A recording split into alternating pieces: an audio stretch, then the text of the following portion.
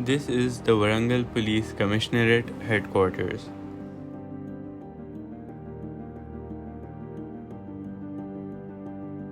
Warangal Police Commissionerate is a city police force with primary responsibilities in law enforcement and investigation within the Hanamkonda, Warangal and Jangaon districts.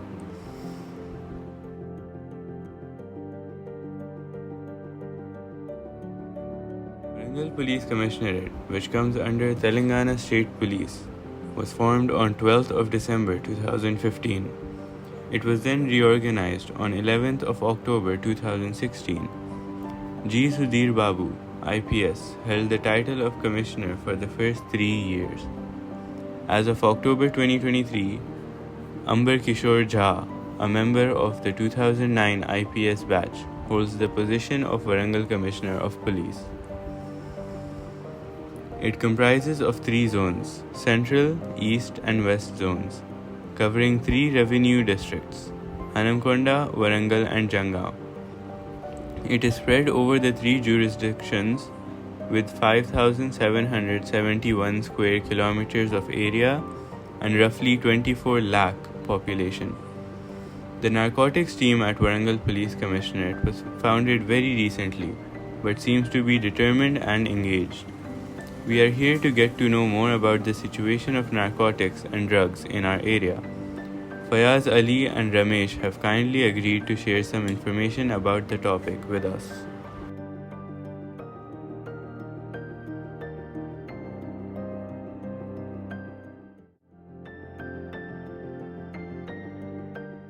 So what is drug addiction? Drug addiction గురించి అంటే ఏం చెప్తాను. చాలామంది students drug addictions ఉన్నారు ఇప్పుడు. అంటే వాళ్ళ college కానీ ప్రయాస్ చేసే కానీ లేకుంటే చదువు బిలో యావరేజ్ స్టూడెంట్స్ కానీ ఇలాంటి వాళ్ళు డ్రగ్స్కి బాగా అలవాటు అయిపోతున్నారు. వాళ్ళని ఏం దారి తీస్తుంది? సో డ్రగ్ అడిక్షన్ కావడానికి ఎక్కువ బాధ్యత అంటే ఒకటి bad friendship, next parents monitor లేకపోవడం, ఇంకోటి విచ్చలవిడి మనీ, అంటే పేరెంట్స్ మనీ పోయడం వల్ల, ఇంకోటి ఎలాంటి బాధ్యత లేకపోవడం అంటే రెస్పాన్సిబిలిటీ లేకపోవడం. డ్రగ్స్ తీసుకోవడం వల్ల ఎలాంటి క్రైమ్స్ జరుగుతాయి? డ్రగ్స్ తీసుకోవడం లాట్ ఆఫ్ క్రైమ్స్ జరుగుతాయండి. ఒక క్రైమ్ అని కాదు, తాను కాన్షియస్లో ఉన్నాడు. ఫస్ట్ ఆఫ్ ఆల్ కాన్షియస్లో ఉన్నాడు. ఆ డ్రగ్స్ తీసుకున్న తన మైండ్ మొత్తం తన ఒక ప్రపంచాన్ని సృష్టించుకుంటాడు. ఎలాంటి ప్రపంచం? తనకు అనుకూలమైన ప్రపంచం, మన ప్రపంచంలో ఉండదు. ఆ ప్రపంచంలో అతను క్రైమ్ చేయొచ్చు, లేదా అతను డ్రగ్ తీసుకొని కొందరు సంబడి పీపుల్స్ మామూలుగా ఇంట్లో వెళ్ళి పండుకుంటారు.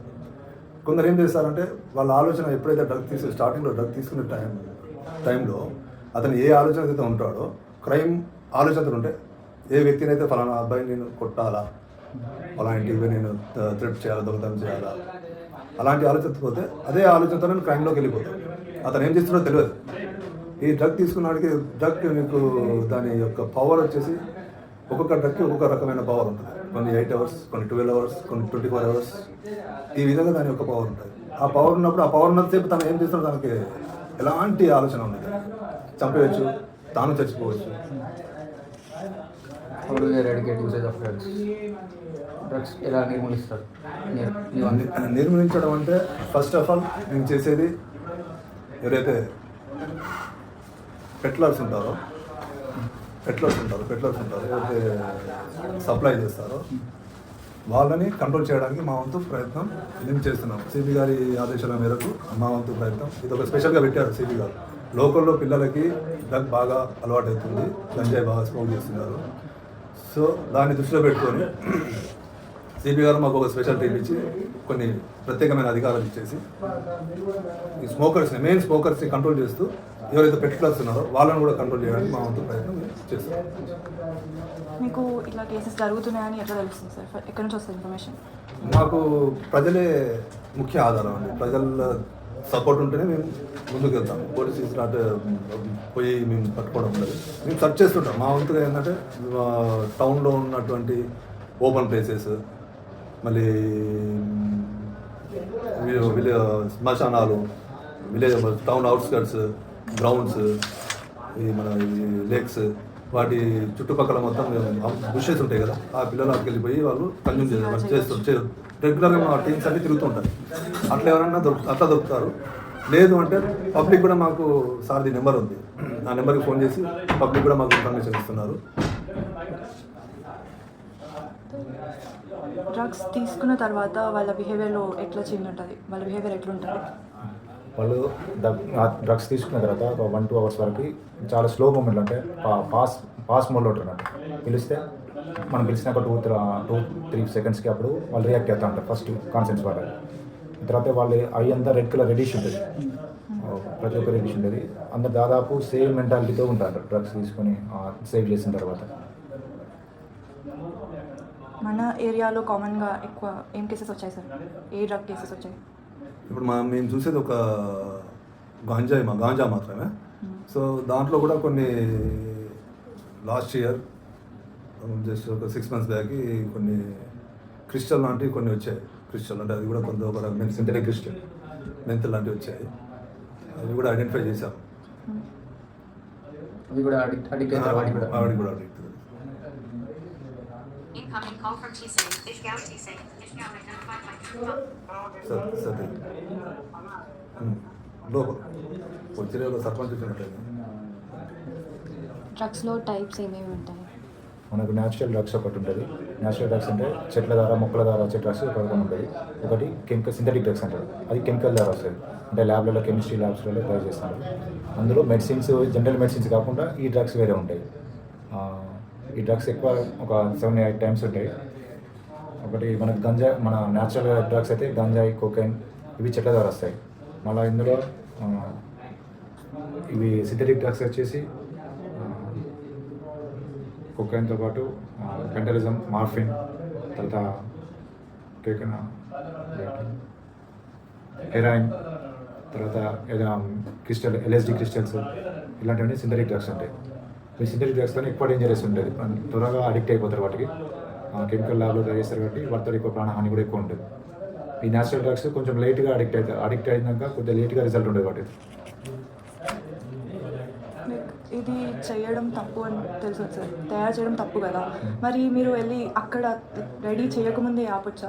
అంటే ఈ క్రిస్టల్ సింథటిక్ డ్రగ్స్ అనేవి మన ఇండియాలో తయారు చేయరు, దాదాపు విదేశాల నుంచే మనకు ఇంపోర్ట్ అవుతుంటాయి. కాబట్టి మనం తయారు చేయడానికి, మనం బ్యాన్ చేయడానికి లేదు. మన సముద్రంలో వచ్చే ఎక్కువ సముద్ర మార్గంలో వస్తాయి. వాటిని నేవీ వాళ్ళు కానీ ఆర్మీ ఫోర్సెస్ వాటిని కంట్రోల్ చేస్తారు. డ్రగ్స్ తీసుకున్న వాళ్ళకి మీరు కౌన్సిలింగ్ ఎలా ఇస్తారు? లైక్ ప్రాసెస్ ఏంటి కౌన్సిలింగ్ ప్రాసెస్? కౌన్సిలింగ్ ప్రాసెస్ అంటే ఇక్కడ మాకు స్మోకర్స్ తీసుకొచ్చి స్మోకర్స్ని మేము రిహాబిలిటేషన్ సెంటర్లో ఉంచుతాము. కొందరిని మా కాడ ఉంచుకొని వాళ్ళకి క్లాస్ మామూలు స్క్రీన్లో క్లాసులు చెప్తా ఉంటాం. ఇలా మీరు తాగడం వల్ల మీ హెల్త్ ఇలా ఖరాబ్ అవుతుంది, మీ పేరెంట్స్ మీరు బాగా రియాక్ట్ అయ్యి మీరు చనిపోతారు, సూసైడ్ చేసుకుంటారు అని చెప్పేసి వాళ్ళు స్క్రీన్లో చూపిస్తాను. కొంతమందిని బాగా హెవీ అడిక్ట్ అయిపోయిన వాళ్ళని రిహాబిలిటేషన్ సెంటర్లో ఉంచి వాళ్ళకు అక్కడ రిఫర్ చేస్తాం. అలా కౌన్సిలింగ్ ఇచ్చినా కూడా చేంజ్ అవ్వని వాళ్ళు ఉన్నారు. దాదాపు వాళ్ళు ఒక కౌన్సిలింగ్లో చేంజ్ అయ్యే వరకు వాళ్ళు రిహాబిలిటేషన్ సెంటర్లో ఉంచుకుంటారు. దాదాపు వాళ్ళకు నమ్మకం వచ్చిన తర్వాత వాళ్ళు బయటకు వస్తారు.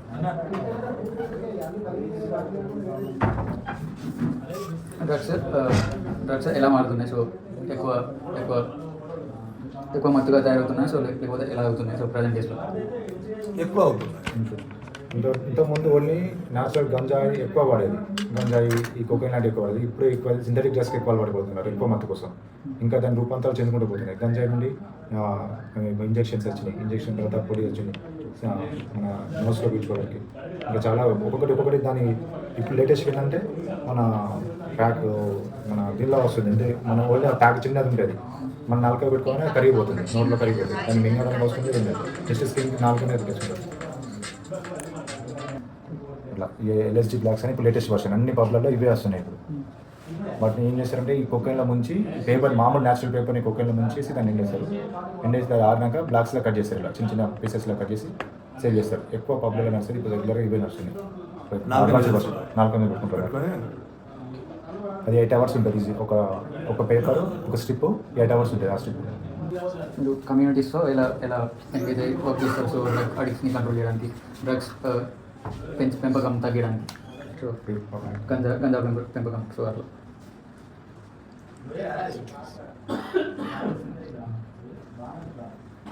అంటే మేము దాదాపు పేరెంట్స్కి మేము సపోర్ట్ చేస్తాను. మాకు ఎక్కువ మాకు ఇంత దొరికిందంటే పేరెంట్స్ వాళ్ళ సపోర్ట్ కొంతమంది దొరుకుతున్నారు.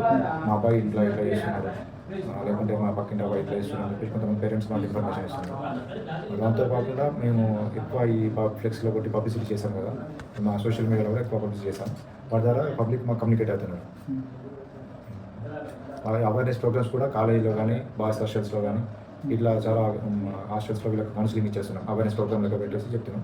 ఆ కాలేజీ వార్డెన్స్ కానీ టీ లెక్చరర్స్ కానీ వాళ్ళు కూడా కమ్యూనికేట్ అవుతున్నారు. మీరు సాల్వ్ చేసిన కేసెస్లో ఏది చాలా కష్టమైన కేస్? ఒక్కటని కదండి, అన్ని కష్టాలు. ఎందుకంటే వాళ్ళు మన ప్రపంచంలో ఉండరు.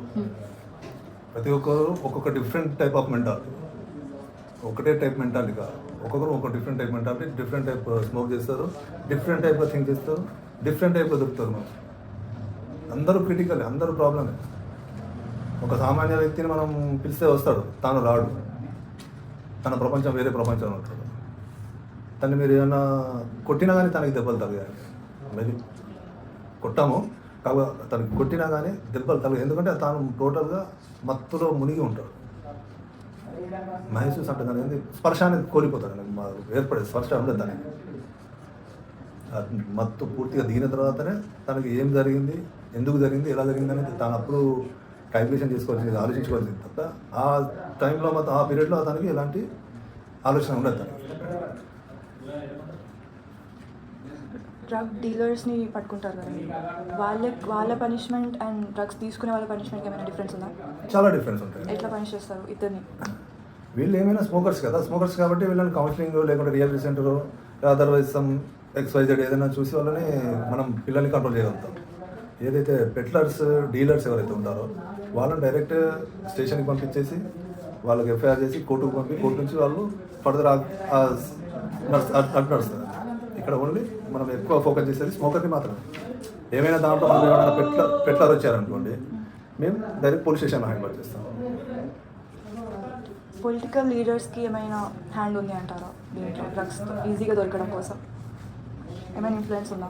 అలాంటిది ఏమి ఉండదండి. పొలిటికల్ లీడర్స్కి డ్రగ్స్కి దానికి దీనికి ఏం సంబంధం ఉండదు.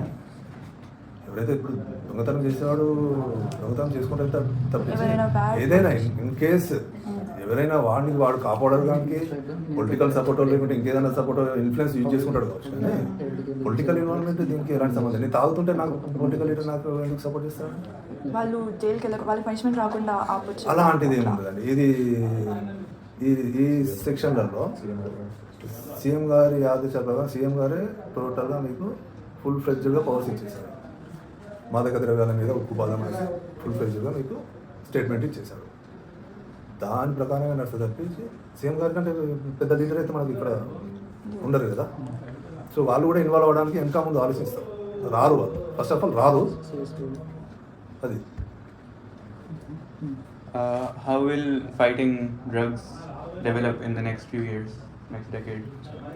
డ్రగ్స్ని అరికట్టడానికి మీరు అంటే మేము చాలా అందరి సహకారం కావాలండి. ఇది ఓన్లీ పోలీసు లేకుంటే గవర్నమెంట్ చేస్తే కాలేదు.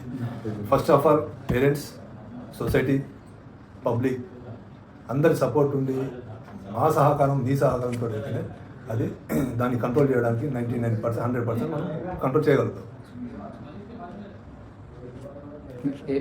ఎలాంటి పాలసీ చేంజెస్ మీరు కావాలని కోరుకుంటారు? సో ఈ జాబ్ ఎఫెక్టివ్గా చేయడానికి సో ఎలాంటి ఆబ్స్టకిల్స్ లేకుండా ఇది పోలీస్ డిపార్ట్మెంట్ అండి.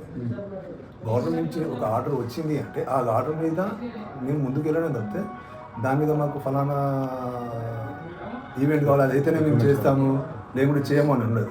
Police 24 hours on duty. మాకు ఫలానా ఏది ఏమంటారు రిక్రూట్మెంట్ ఉంటేనే మేము చేస్తామనేది ఉండదు. రిక్రూట్మెంట్ వచ్చేటప్పుడు వస్తాయి. మీ జీవితంలో ఏదైనా మెమొరబుల్ కేసు డ్రగ్స్ గురించి? ఒక 4-5 మెంబర్స్ డ్రింకర్స్ ఉండే, ఆల్రెడీ స్మోకర్స్ కూడా. సో చాలా చేంజ్ అయ్యారు వాళ్ళు. అంటే ఎలా చేంజ్ అయ్యారు? మేము చెప్పే విధానం, వాళ్ళ పేరు చెప్పే విధానము అట్లా వాళ్ళు చేంజింగ్ అయ్యారు. అప్పుడు వచ్చి కలిసిపోతుంటారు, వాళ్ళు మా దగ్గరికి వచ్చి వెళ్తుంటారు. ఎవరైనా డ్రగ్స్కి అడిక్ట్ అయిన వాళ్ళే మీకు వచ్చి చెప్పారా సార్?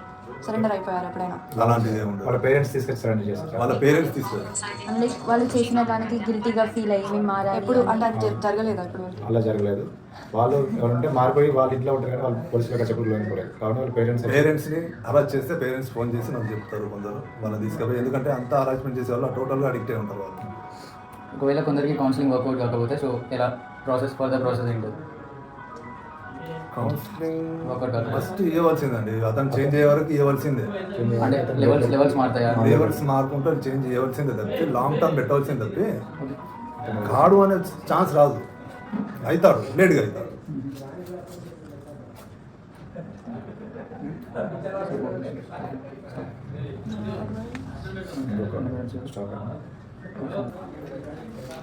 డ్రగ్స్ తీసుకోవడానికి ఏమేమి విధానాలు ఉంటాయి సార్? ఎలా తీసుకుంటారు? ఫస్ట్ మనకలా గంజాయి తాగే వాళ్ళకి సిగరెట్స్లో ఫిల్ చేసుకుంటారు. ఒకటి సిగరెట్స్లో ఫిల్ చేసుకుంటారు. నెక్స్ట్ ఓసిడి పేపర్స్ అని సపరేట్గా దొరుకుతాయి. ఆ ఓసిడి పేపర్స్లో వాటి ఆన్లైన్లో దొరుకుతాయి, లేదా కిరాణా పాన్ షాప్లో దొరుకుతాయి. వాటిలో ఫిల్ చేసుకుంటారు. నెక్స్ట్ ఇంకో బాటిల్ షాట్స్ అని ఉంటాయి. మన మామూలు థమ్స్అప్ బాటిల్స్ వాటిలో పెట్టుకొని సిగరెట్లు అందించుకొని పొగలు పీలుస్తారు. కొందరు బంగ్ పీలుస్తారు. ఇంకా నెక్స్ట్ ఈ కొకైన్, హెరాయిన్ ఇవన్నీ ఇంజక్షన్ ద్వారా పీలుస్తారు. ఇంజక్షన్ వేసుకుంటే చెక్ ఇంజక్షన్ వేసుకుంటారు. లేకుంటే దాన్ని చిన్నగా రబ్ చేసి పౌడర్ చేసుకొని ముక్కులో పీల్చుకుంటారు. కొందరు క్రిస్టల్ చిన్న చిన్న స్లాట్స్ పేపర్ స్లాట్స్ ఉంటాయి. ఆ పేపర్ స్లాట్స్ నాలుగు కింద పెట్టుకొని వాళ్ళ ద్వారా కూడా డ్రగ్స్ చేస్తారు. సెంట్రల్ గవర్నమెంట్ నుండి మీకు ఏమైనా హెల్ప్ వస్తుందా? సో వస్తే కంపల్సరీ గవర్నమెంట్ నుండి హెల్ప్ ఉంటుంది. సెంట్రల్ గవర్నమెంట్ కానీ స్టేట్ గవర్నమెంట్ కోఆర్డినేషన్లో ఉంటుంది. ఫిజికల్ సింటమ్స్ ఏమైనా చేంజ్ అయిపోయి ఉంటా? సో డ్రగ్ అడిక్ట్కి ఎక్కువ తను బాడీ అంతా వీక్ అయిపోయి ఉంటాడు. తను ఫుడ్ చూసారు కదా, సరిగ్గా దానికి రిజల్ట్స్ ఇదే. ఫుడ్ సరిగ్గా తినలేడు. తర్వాత కళ్ళన్నీ ఎండిపోయి ఉంటాయి, డేలా అయిపోయి ఉంటాయి. కళ్ళు మామూలుగా కనిపించవు, కళ్ళు డిమ్ముగా కనిపిస్తుంటాయి అన్నమాట. లైట్ డిమ్ముగా కనిపిస్తుంటాయి. బాడీ మొత్తం పేలిపోయి ఉంటుంది. అతను ఎక్కువ రియాక్ట్ కదా, అంటే మనం పిలిచినా కానీ ఒక 2-3 seconds తర్వాత రియాక్ట్ అవుతాడు కదా. మనం తర్వాత త్వరగా ఆయాసపడతా ఉంటాడు. పొద్దున నడవలేదు, వాక్ చేయలేదు, తిని సరిగ్గా తినలేదు. ఇలా ఉంటుంది పరిస్థితి. వాళ్ళ బాడీ మీద ఎక్కువ ప్రభావం చూపిస్తుంది. మొదటి కొద్ది రోజులు అయితే మెదడు మొత్తం బ్లాక్ అయిపోతుంది. బ్లాక్ అయిపోయి తన బ్లడ్ సర్క్యులేషన్ అన్నీ ఆగిపోతూ ఉంటాయి. బ్రెయిన్ వాళ్ళ బ్లడ్కి మిగతా ఏంటి మనకు బ్రెయిన్ రావాల్సిన సిగ్నల్స్ అన్నీ ఇవ్వదు. త్వరగా మన బ్రెయిన్ సిగ్నల్స్ ఇస్తుంది కదా, ఆ సిగ్నల్స్ ఫాస్ట్గా ఇవ్వదు అన్నట్టు. స్లోగా ఇస్తారు సిగ్నల్స్. వాళ్ళు అడిక్ట్ అయిపోతారు. అడిక్షన్ సెంటర్స్ ఎలా పనిచేస్తారు? రియాక్షన్ సెంటర్స్ ఎక్కువ వాళ్ళకి సినిమా ఇప్పుడు వీళ్ళు తాగే వాళ్ళు, డ్రగ్ అడిక్ట్ అయిన వాళ్ళు, అడిక్ట్ అయిన వాళ్ళ వీడియోస్ అవి చూపిస్తుంటారు ఎక్కువ. ప్లస్ చాలా వాళ్ళ ఫుడ్ మంచి ఫుడ్, నాన్ వెజ్ కానీ ఇలాంటి ఫుడ్ పెట్టి వాళ్ళను మారడానికి ట్రై చేస్తూ ఉంటారు. ప్లస్ పేరెంట్స్ ఫ్యామిలీ ఎలా ఉంటుంది అని చెప్పేసి మోటివేషన్ క్లాస్ చెప్తా ఉంటారు. మన కాన్స్టిట్యూషన్ ఏం చెప్తుంది? సో ఇలాంటి వాటికి పనిష్మెంట్స్ లాస్ అంటే చాలా ఉన్నాయి. అంటే స్మోకర్స్ కొన్ని లాస్ ఉంటాయి, పెట్లర్స్కు కొన్ని రకమైన సెక్షన్స్ ఉంటాయి. ప్లస్ పండించే రైతుకు గంజాయి పండించే వారికి కొన్ని సెక్షన్స్ ఉంటాయి. ఒక్కొక్కరికి ఒక్కొక్క రకమైన సెక్షన్ ద్వారా పనిష్మెంట్ ఉంటుంది. పండిస్తున్నారని తెలిస్తే మీరు ఆపుతారా?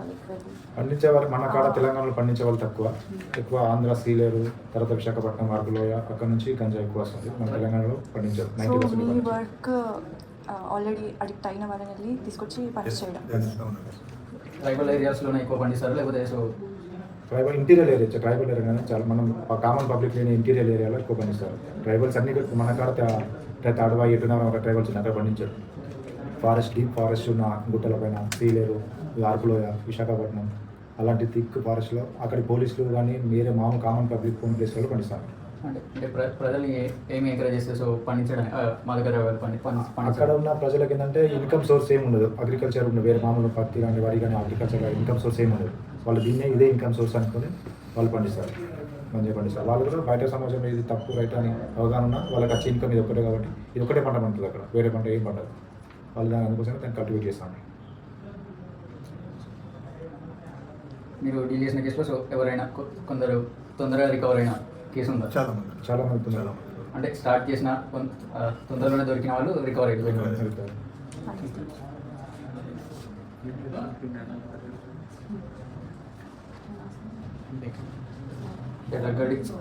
డ్రగ్స్ వల్ల వాళ్ళ మైండ్ పై ఎలా ఎఫెక్ట్ పడుతుంది? మైండ్ స్ట్రైక్స్ అనేది కొందరు సిమ్టమ్స్ ఆన్సర్స్ మన క్వశ్చన్కి ఆన్సర్ ఇవ్వదు. బ్రెయిన్ చిన్నగా వాళ్ళ రియాక్టింగ్ పర్సంటేజ్ తగ్గిపోతుంది. డ్రగ్స్ ఎందుకు ఎగ్జిస్టెన్స్లో ఉన్నాయి? సో కంప్లీట్గా ఎరాడికేట్ చేయలేము. అది ఎక్కడి నుంచి వస్తుందో మనం కనిపెట్టలేకపోతున్నాం. చిన్న చిన్న మూలల నుండి వస్తుంది. ప్రతి విలేజ్లో ఇప్పుడు పాకిపోయింది కాబట్టి మనం అంత దూరం వెళ్ళేస్తున్నాం. కానీ ఇంకా చాలా ఇంటీరియర్ ప్లేస్లలో నుంచి వస్తుంది కాబట్టి దాన్ని మనం ఇంకా ఇంత తొందరగా అరికట్టలేకపోతున్నాం. ఏమైనా ఆఫీషియల్గా డ్రగ్స్ డిస్ట్రిబ్యూట్ అవుతాయి. సో అంటే అవి అంత ఇల్ ఎఫెక్ట్స్ లేనివి అఫీషియల్గా అంటే మామూలు డ్రగ్స్ మన మెడిసిన్స్ ఉంటాయి కదా, మెడిసిన్స్ కాదు. మెడిసిన్స్ కదా వేరే అఫీషియల్గా ఏది కాదు. సో డ్రగ్స్ గురించి మీరు సమాజానికి ఒక నిజం చెప్పాలంటే సో ఏం చెప్తారు? సమాజానికి కాకుండా పేరెంట్స్కి చెప్పాలి, ప్లస్ యూత్కి చెప్పాలి. ఏమన్నా చెప్పాలనుకుంటే పేరెంట్స్ ఎవరి పని వారు చేసుకుంటూ కాకుండా పిల్లలు ఏం చేస్తున్నారు, వాళ్ళ యాక్టివిటీస్ ఏంటి అవన్నీ అబ్జర్వ్ చేసుకుంటూ ఉండాలి. ప్లస్ వాళ్ళతో పాటు టైం స్పెండ్ చేయాలి. పేరెంట్స్ వాళ్ళకి ఎన్ని పనులు ఉండని, ఎవరు ఎంత పెద్ద జాబ్ అయినా చేయండి, పిల్లలకి కొంత టైం ఇవ్వాలి కంపల్సరీ. డేలో 1 అవర్ అయినా హాఫ్ అన్ అవర్ అయినా కంపల్సరీ టైం స్పెండ్ చేయాలి పిల్లలతో. అప్పుడే పిల్లలు ఇలాంటి చెడు వ్యసనాలకు పోరు. ఇంకోటి ఫ్రెండ్షిప్, యూత్ చేసేది బ్యాడ్ ఫ్రెండ్ ఎవరు, గుడ్ ఫ్రెండ్స్ ఎవరు, ఈ ఫ్రెండ్స్ అబ్జర్వ్ చేసుకొని బ్యాడ్ ఫ్రెండ్స్తో ఉండకుండా కొన్ని గుడ్ ఫ్రెండ్స్తో ఉండేలా యూత్ ఉండే ఈ సమాజం అదే బాగుంటుంది. Thank you sir. Thank you. A drug test is the process of using a biological sample to detect the presence or absence of a legal or illegal drug. The most commonly used drug tests require that you give a urine sample. There are several lines on the drug test kit. If the person didn't take any kind of drugs, it will project you every single line. The kit has different codes for different types of drugs. So, if the person consumed a particular drug, it shows the drug code.